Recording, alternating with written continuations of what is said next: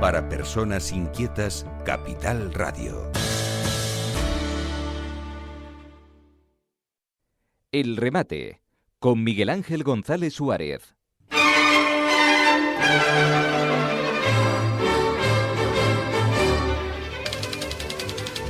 Bueno, ya saben que si ahora nos han encontrado en la radio, en la frecuencia modulada, pues están escuchando la 10 Capital Radio, la 10 Capital Radio.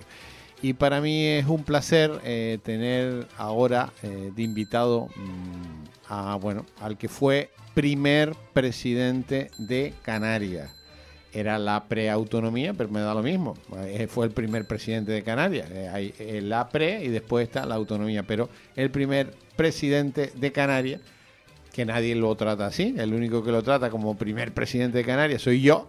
Los demás parece ser que no les gusta tratarlo como primer presidente de Canarias, que es don Alfonso Soriano Benítez de Lugo. Don Alfonso, buenos días. Muy buenos días. Bueno, felicitarle porque la semana pasada lo nombraron socio de honor de la Real Sociedad Económica Amigos del País. Debe ser usted el más viejo del lugar, es que por edad. Precisamente por eso me han debido de dar esa distinción, porque claro, yo me hice socio con 17 o 18 años y debo decir que como lagunero que soy, pertenezco con esa edad a las dos instituciones más importantes que hay en la laguna.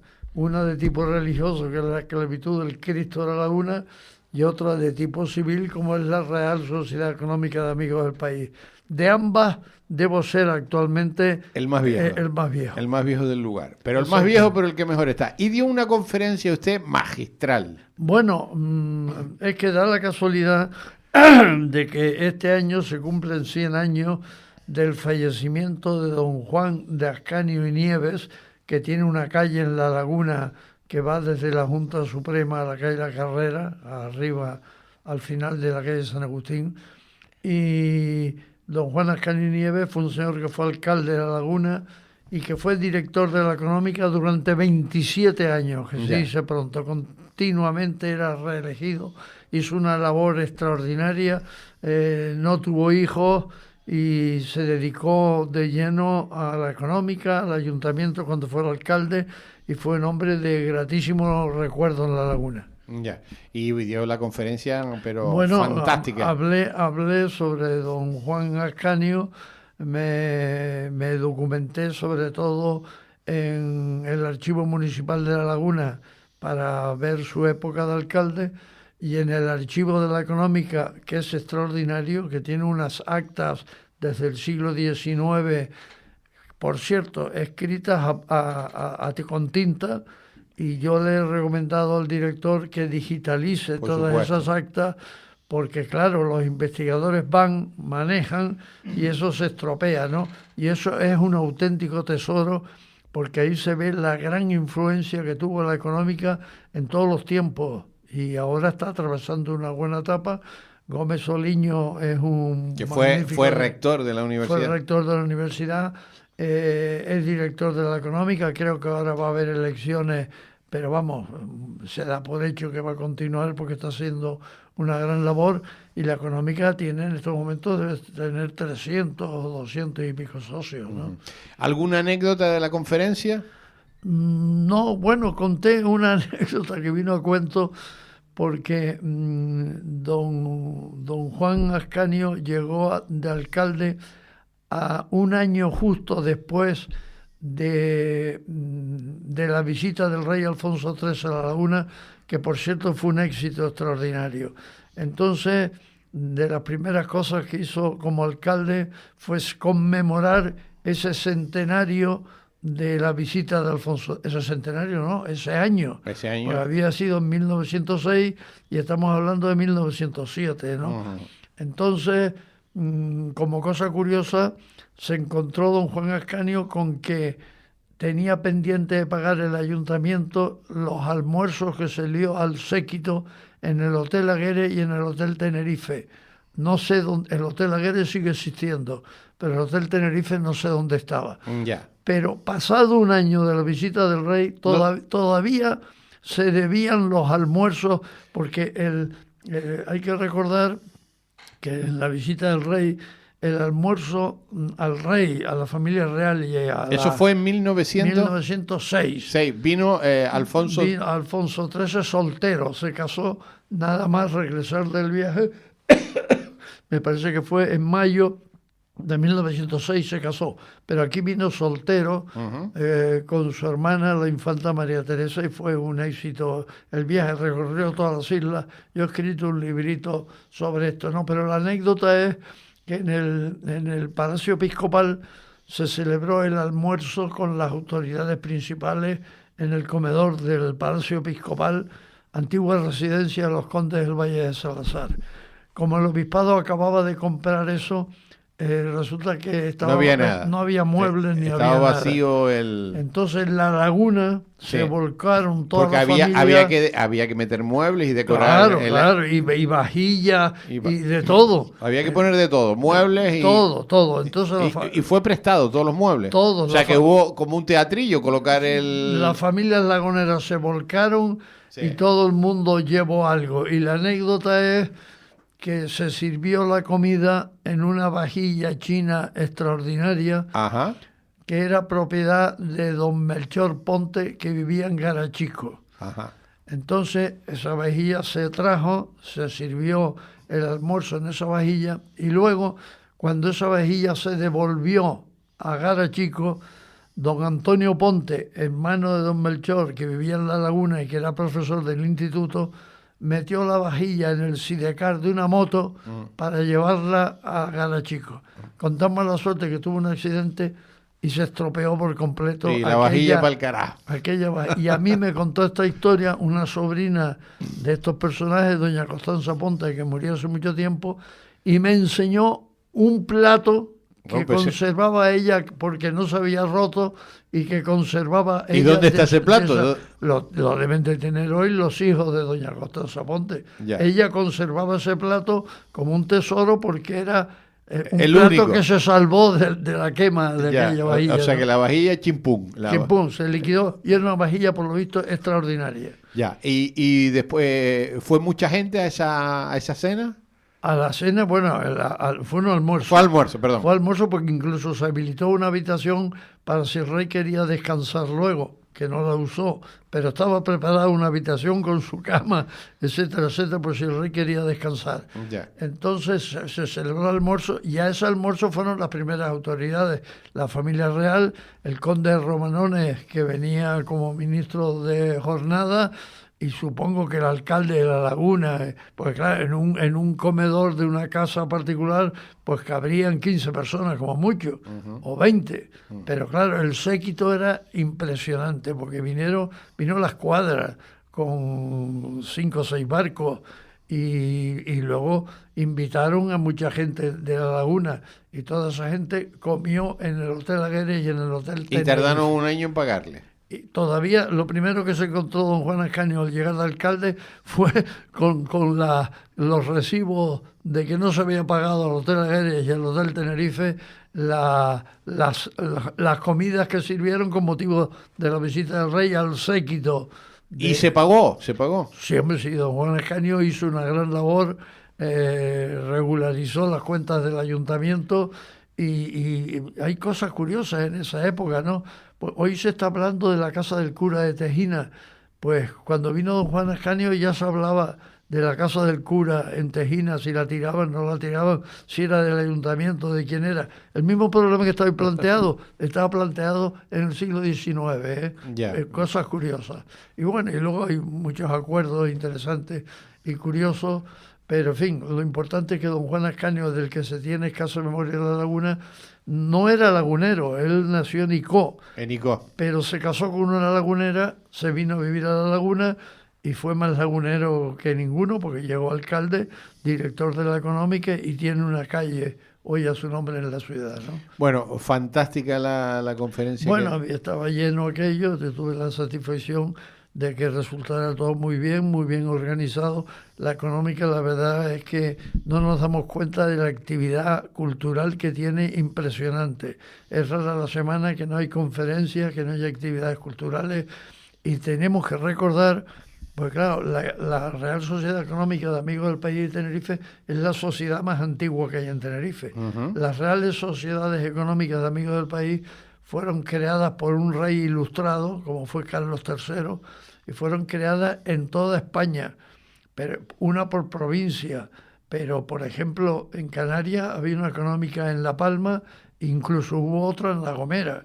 Es decir, se extendieron por todo el país. Y lo que ocurre es que cada 4 de noviembre es el día de San Carlos.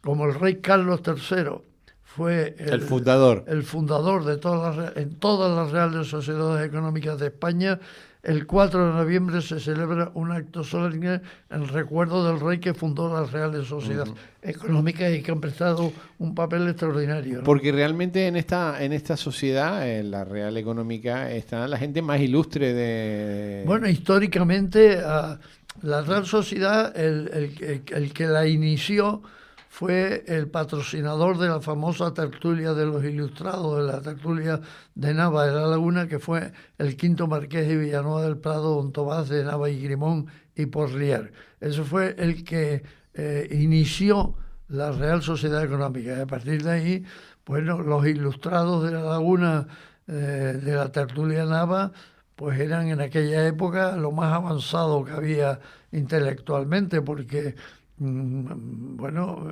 ellos leían a Voltaire, a Diderot, a Rousseau, a todos los que estaban excomulgados por la Iglesia Católica. Todos esos libros estaban en la tertulia Nava, se estudiaban y se analizaban.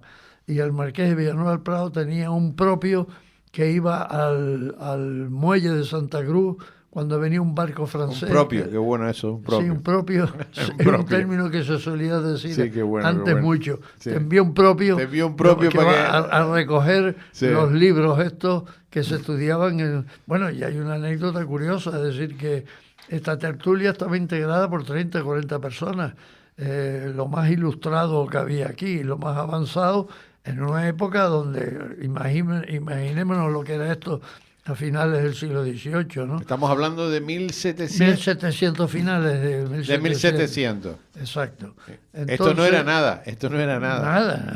Esto no era Pero nada. los ilustrados... No había luz, no había nada. No, nada, por supuesto, la luz se estableció en la laguna. El siguiente alcalde, Ascanio y Nieves, fue el que estableció la luz eléctrica. Ascanio y Nieves puso el alumbrado por gas en la plaza de Adelantado.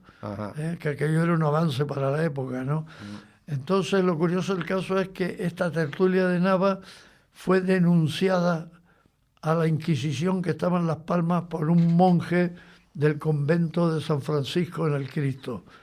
Entonces, la Inquisición vino a meterles mano a los ilustrados porque estaban leyendo obras prohibidas, ¿no? Entonces, los ilustrados tomaron la decisión de irse de la laguna y se escondieron en una finca, la hacienda de Daute, en Los Silos. Y allí se escondieron y estuvieron, y entonces en Los Silos tardaron 15 días en llegar a Los Silos porque iban parando en las haciendas de los ilustrados y se lo tomaron aquello en plan de juerga. Pero en la hacienda de Daute se hizo el primer periódico, la Gaceta de Daute es el primer periódico que se hizo en Canarias. Y se hizo allí, en la Gaceta de Daute. Y bueno, hay historias curiosas. Vieri Clavijo fue uno de los ilustrados que estaba allí y relata esto con todo detalle, ¿no? Bueno, ¿la Inquisición pudo hacer algo o no? No, ¿O no los encontró? No los encontró y se fue para Las Palmas. Y cuando se enteraron en Los Hilos... Ya volvieron. Volvieron. Entonces fue como una especie de... No, aquello fue una juerga que se pasaron en Los Hilos durante un par de meses, estuvieron en Los Hilos. Claro, esa gente no tenía problemas de ningún tipo. No, porque eran todos propietarios. Sí. En esa época existía el mayorazgo, de tal forma que el hijo mayor heredaba todo y los demás pues se iban a América o se buscaban la vida o se hacían como pudieran, sacerdotes o se iban a la iglesia y las hijas o se metían de monjes o se casaban con un mayorazgo porque no había otra salida, ¿no? Bien. Ahora lo importante es que muchos que no fueron mayorazgos destacaron muchísimo más que los mayorazgos. Por ejemplo, el caso más destacado es el de don Agustín Bettencourt y Molina. Es un personaje De primera fila. de primera, y nadie lo conoce aquí, qué pena. Poca gente. Es para mí, yo creo que debe ser uno de los tíos más importantes, de Canarias. Estuvo al servicio del zar, sí. Lo más importante que estuvo allí en San Petersburgo, que es una ciudad para enamorarse de ella. Sí, es una maravilla. Yo estuve en San Petersburgo, sí. Y es una maravilla. Bueno, allí está el famoso el Hermitage, ¿no? El Hermitage es uno de los museos más importantes del mundo, el Hermitage. Yo estuve allí y da la casualidad. Pero te abrumas allí. Yo estuve en el Hermitage. Hay que decir que el Hermitage tiene 17 kilómetros de recorrido por dentro. Sí, enorme. Y hay cuadros hasta en el techo. Sales loco. Cuando sales del Hermitage, sales abrumado y te duele hasta la cabeza de ver tantos cuadros. Hay obras españolas, la tira. Bueno, yo tengo la anécdota de que don Agustín de Bettencourt y Castro se dirigió a su hermano mayor, que se llamaba José, y que era el mayorazgo, y que por eso se quedó aquí, porque era el mayor de los hermanos y se hizo cargo de las propiedades. Entonces, don Agustín le dirige, esa carta se conserva, el archivo lo tiene todo Juan Cuyen en La Rotava, que es descendiente de la familia Bettencourt. Entonces, don Agustín se dirige a su hermano mayor y le dice en una carta: mándame, porque esta familia tenía la mejor colección pictórica de cuadros que hay en Canarias, hoy dispersa. Entonces le escribe don Agustín a su hermano mayor y le dice: mándame los 2 Goyas que están en el pasillo, no sé dónde, que se los quiero regalar al zar. Entonces, como yo conocí aquello, dije, pues estos cuadros tienen que estar en el Hermitage. Sí. En el Hermitage hay obras de artistas españoles. Están todos allí. Yo no sé qué pasó con los cuadros. Verá, estos dos, yo le pregunté al que nos enseñaba aquello: óigame, yo quiero localizar estos 2 cuadros de Goya. Y me dice: mire, tenemos 20 cuadros de Goya. Venga usted y mire a ver cuáles son los 2. Vete a adivinar cuáles eran los 2 que de entre esos 20 cuadros, cuáles eran los 2 que le regaló don Agustín Bettencourt, procedente de Canarias. Que, por cierto, esa colección de cuadros, don José de Bettencourt, el hermano mayor de don Agustín, estaba en Francia cuando la Revolución Francesa. Entonces, la alta nobleza francesa empezó a vender cuadros y muebles porque vino la Revolución, y la Revolución era peligroso tener eso. Entonces, don José Bettencourt, que tenía dinero, compró del orden de 300 cuadros. Esos 300 cuadros los trajo a Tenerife. Hay cuadros importantes ahí. Lo que pasa es que esos cuadros se han ido repartiendo en sucesivas generaciones, y yo, cuando estuve en la Fundación Mafre, pretendí, incluso hablé con el alcalde de La Rotava para reunir todos esos cuadros, porque había una persona en La Rotava, don Juan Zárate Cologan, que tenía inventariados esos 300 cuadros y sabía quién tenía cada uno. Todavía no habían salido de aquí. Entonces, yo pretendí reunir esa magnífica colección y hacer una exposición en La Rotava. Y lo tenía todo perfectamente organizado. La Fundación Mafre pagaba la operación. Entonces llegué a uno de los propietarios que tenía 5 o 6 cuadros muy buenos y me dijo: ¿cómo? Esto no sale de aquí ni de casualidad. Se entera Hacienda que tengo yo estos cuadros y me vale nada. Y se vino abajo la operación. Bueno, hay que decir que el Hermitage es quizá... hay 3 museos en el mundo pictóricos: el Prado, el Hermitage y en París. Y en París el Louvre. Y el Louvre. Son los 3 museos más importantes. Bueno, pues cuando yo estuve en el Hermitage salí mareado. Sí. Pues de los miles y miles de cuadros que hay ahí en San Petersburgo, que estamos hablando de una ciudad, de un ilustre canario que no le hemos dado ninguna importancia. Actualmente el Colegio de Ingenieros de Caminos, hay una fundación, Agustín de Bettencourt, que curiosamente Agustín se llama Agustín de Bettencourt y Molina, pero su hermano mayor era José Bettencourt y Castro, porque el mayorazgo procedía de la familia Castro y entonces había obligación de usar el apellido del mayorazgo. Y por eso su hermano mayor era Betancur y Castro, y don Agustín era Betancur y Molina, porque el hermano mayor Betancur y Castro y Molina, que era el apellido de su madre, ¿no? Estamos hablando de uno de los personajes más importantes de la historia de Canarias, ¿eh? Sin discusión. Y aquí... Ahora es curioso que los importantes personajes de Canarias se han ido fuera de aquí, ¿eh? Sí. Porque nadie es profeta en su tierra. Los Iriartes fueron unos personajes, eran 10 o 12 hermanos. En Madrid estaba el más famoso, el de la fábula, me parece que se llama Tomás Iriarte. El de la fábula es el más famoso, pero por ejemplo, hay una cosa que poca gente conoce. Domingo Iriarte era embajador de España en Polonia, y cuando la guerra entre España y Francia, que se terminó con la paz de Basilea, el rey, me parece que era Carlos IV, nombró jefe de la delegación española para negociar con los franceses la paz, nombró a don Domingo Iriarte, que era embajador de España en Varsovia. Don Domingo Iriarte impidió que la isla de La Palma fuese hoy francesa. Esto no lo conocen ni los palmeros. Cuéntalo. No, los franceses pedían, para firmar la paz de Basilea, la isla de La Palma. Y gracias a don Domingo Iriarte, don Domingo Iriarte se puso firme y dijo: el archipiélago canario no se desmembra. Y a cambio les ofreció la mitad de la isla española, lo que hoy es Haití. Por eso en Haití hablan francés, porque desde entonces, a cambio de que no se quedaran los franceses con La Palma, se les dio Haití. Y en La Palma don Domingo Iriarte no tiene ni una calle. Ya. La memoria nuestra es muy endeble, muy endeble. Muy corta. Muy corta. Yo siempre digo, por ejemplo, en La Laguna hay muchos laguneros ilustres que en La Laguna ni se acuerdan de ellos. El primer canario que fue ministro de la corona fue Porlier. Porlier en el siglo XVIII fue ministro de Carlos III y de Carlos IV. Fue el primer canario ministro de la corona.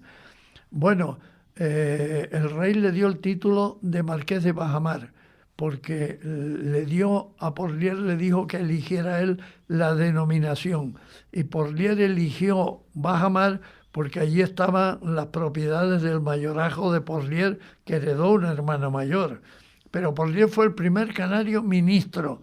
En la casa donde nació en La Laguna hay una placa de un director de una banda de música y no se recuerda a Porlier, el primer canario que fue ministro de la corona. Ya, qué poca memoria. Sí, en época de Carlos III, Carlos IV. Y porque claro, si no XVIII. Tenemos una historia muy rica, pero si no la conocemos... Eso hoy se estudian otras cosas.